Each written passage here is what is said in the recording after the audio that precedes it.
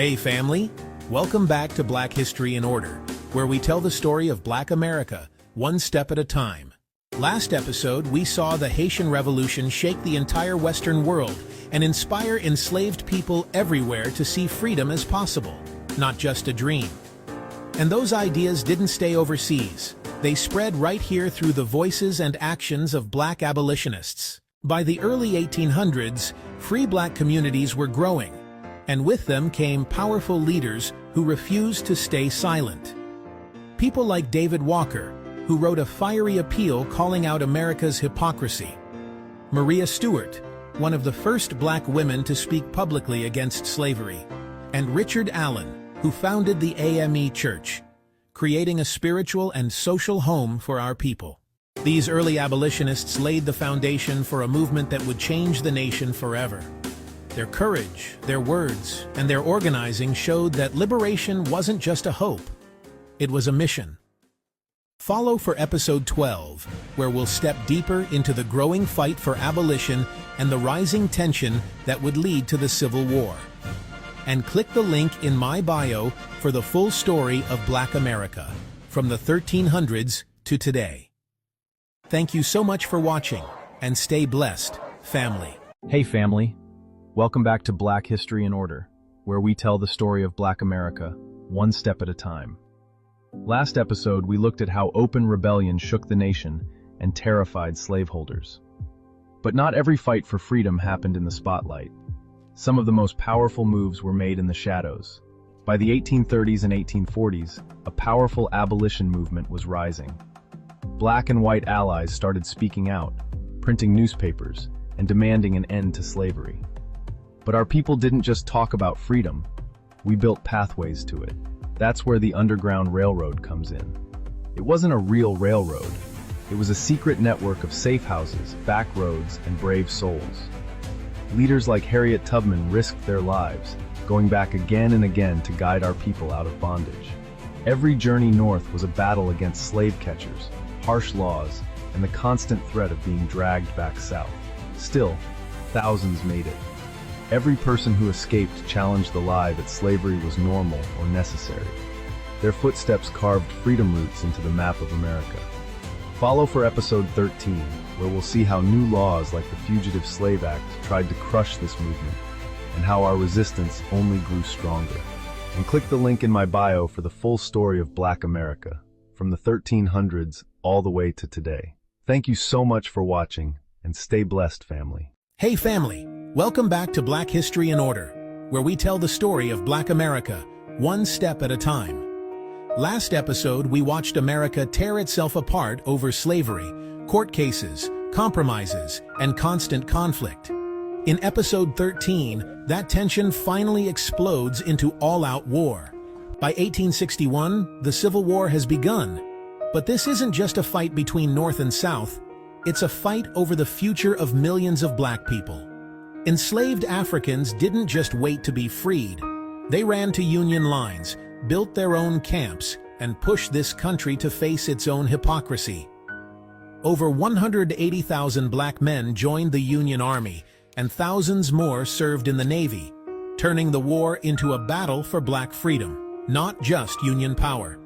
In 1863, Lincoln signs the Emancipation Proclamation, declaring enslaved people in rebelling states forever free. And by 1865, the 13th Amendment ends legal slavery on paper. But you already know there was fine print. Freedom didn't come with land, protection, or true equality. And a new struggle was just beginning. Follow for episode 14, where we dive into Reconstruction, Black political power, and the violent backlash that tried to erase it. And click the link in my bio for the full story of Black America, from the 1300s all the way to today. Thank you so much for watching, and stay blessed, family. Hey family, welcome back to Black History in Order, where we tell the story of Black America, one step at a time. Last episode, we talked about how the fight over slavery was tearing the country apart, from the courts to the streets. By the early 1860s, that tension finally exploded into the Civil War. At first, this war was about holding the Union together, but for Black people, it was always about freedom. As the war went on, enslaved people didn't just wait to be freed, they freed themselves. They ran to Union lines, left plantations, and forced the question, is this really a fight for freedom, or just for power? By 1863, the Emancipation Proclamation turned the war into an official fight against slavery. And when black men were finally allowed to fight, nearly 200,000 joined the Union Army and Navy. Units like the 54th Massachusetts proved what we already knew. We weren't just victims of history, we were shaping it. Black women played their part too, as nurses, spies, cooks, organizers, and caretakers of community, holding our people together while the country burned. The Civil War ended slavery on paper. But as we'll see next, freedom came with new battles attached. Follow for episode 15, where we'll break down Reconstruction, that short, powerful moment when black political power rose, and how America tried to shut it down. And click the link in my bio for the full story of Black America, from the 1300s all the way to today. Thank you so much for watching, and as always, stay blessed, family. Hey family, welcome back to Black History in Order, where we tell the story of Black America, one step at a time. Last episode, we talked about how America was tearing itself apart over slavery, from laws and court cases to open violence in the streets and on the land. The tension couldn't hold forever, and eventually, it exploded. By 1860, the fight over slavery had split the country wide open. When Abraham Lincoln was elected president, Southern states feared slavery would eventually be destroyed, so they chose to leave the Union and formed the Confederate States of America. In 1861, shots were fired at Fort Sumter, and the Civil War officially began. For enslaved black people, this wasn't just some political conflict, it was a possible doorway to freedom. As Union armies moved through the South, enslaved people began running to Union lines, refusing to go back. Some generals started calling them contraband of war, basically saying, if enslaved people reach us, we're not sending them back. Even before any official freedom papers were signed, our people were already making moves, already choosing freedom with their feet, their faith, and their courage. The war may have started as a battle over the Union, but it was quickly becoming a war over the fate of black people in America. Follow for episode 16, where we'll talk about the Emancipation Proclamation, black soldiers joining the Union Army, and how the war's purpose shifted toward ending slavery outright.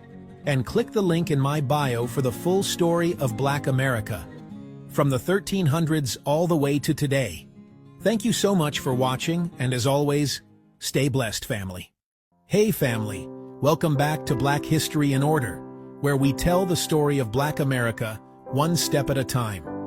Last episode, we saw the chains of slavery finally broken and the promise of Reconstruction begin. New rights, new hope, and a new vision for what America could be. But you know this country, every time we took a step forward, they built a new system to push us back. Right after emancipation, Southern states passed something called the Black Codes. These were laws designed to control black freedom and keep us as close to slavery as possible. If you didn't have a job, they could arrest you for vagrancy. If you broke a contract, they could force you back onto plantations.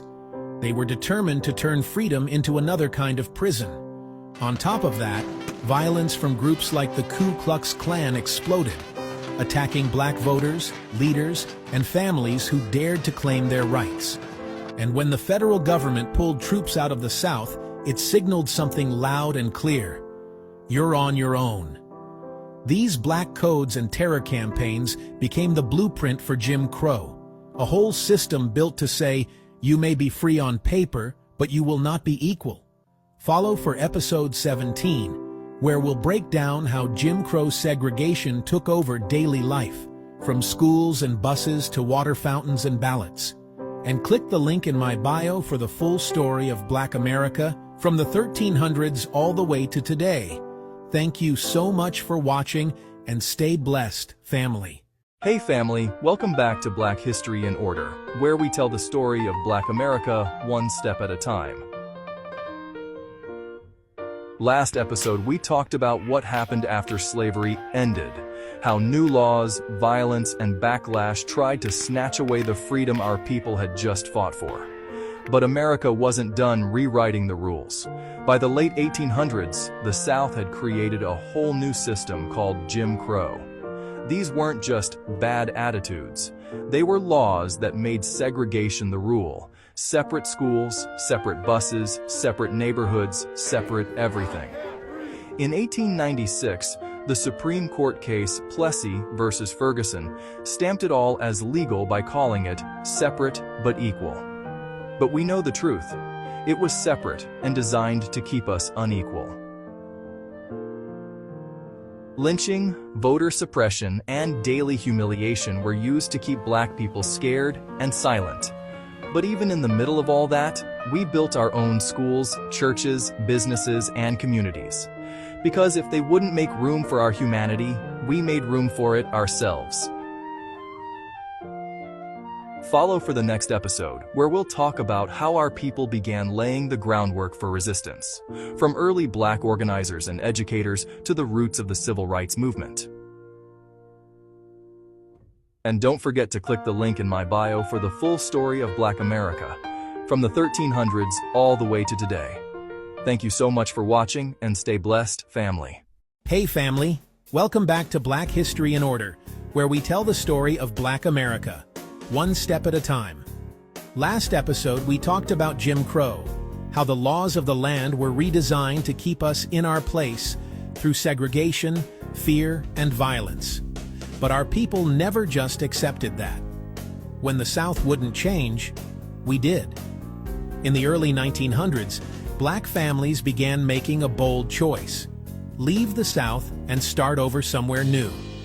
This movement became known as the Great Migration. Thousands, then millions of us packed up what little we had and headed to cities like Chicago, Detroit, New York, Philadelphia, and Cleveland. We weren't just chasing jobs. We were chasing dignity, safety, and a future for our children. Was it perfect up north? Not at all. Racism and discrimination followed us, just in a different style. But in these new cities, we built strong Black neighborhoods, churches, newspapers, and businesses. We turned pain into progress and laid the foundation for a new Black culture that the whole world would soon feel. Follow for episode 19, where we step into the age of explosive Black creativity, the Harlem Renaissance and beyond. And click the link in my bio for the full story of Black America, from the 1300s all the way to today. Thank you so much for watching, and as always, stay blessed, family. Hey family, welcome to episode 19 of Black History in Order, where we tell the story of Black America one step at a time. Last episode, we talked about the Great Migration, how millions of our people left the South and reshaped cities across the country. But when we arrived, we didn't just bring luggage, we brought culture. In the 1920s and 1930s, a cultural explosion took place, especially in Harlem, New York. This moment became known as the Harlem Renaissance. Black writers, poets, musicians, and artists finally had space to tell our own stories, not through stereotypes, but through truth, pride, and creativity. Jazz and blues filled the streets. Poetry and literature challenged racism head-on. Art showed the beauty, struggle, and power of Black life. For the first time, the world couldn't ignore Black brilliance. We weren't just surviving. We were defining American culture. But even in this creative high point, racism didn't disappear. Jobs were still limited, housing was still segregated, and the Great Depression was right around the corner.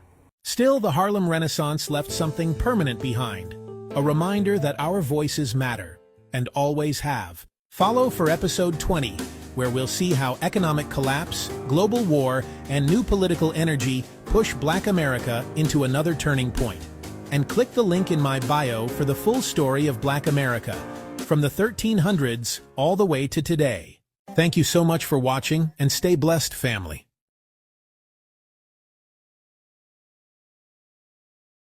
Hey family, welcome to episode 20 of Black History in Order, where we tell the story of Black America one step at a time. Last episode, we talked about the Harlem Renaissance, a moment when Black creativity reshaped American culture. But while art was booming, the world was heading toward war. By the 1940s, the United States entered World War II, fighting against fascism and oppression overseas. But Black Americans had a question. How can America fight for freedom abroad while denying it at home? That question sparked something called the Double V campaign. Victory against fascism overseas, and victory against racism at home. Over 1 million Black men and women served in the military during World War II, even though the armed forces were still segregated. Black soldiers fought bravely, worked dangerous jobs, and proved their loyalty to a country that still treated them as second-class citizens. At home, Black workers filled factory jobs, built weapons, and kept the war economy alive, while demanding fair wages and equal treatment. This era planted a powerful idea. If we could help save the world, why couldn't America finally respect us? The Double V campaign didn't end racism overnight, but it lit the fuse for the modern civil rights movement that was coming next. Follow for episode 21, where we'll step into the rise of Black veterans, new activism, and the early battles of the civil rights era. And click the link in my bio for the full story of Black America from the 1300s all the way to today. Thank you so much for watching, and stay blessed, family.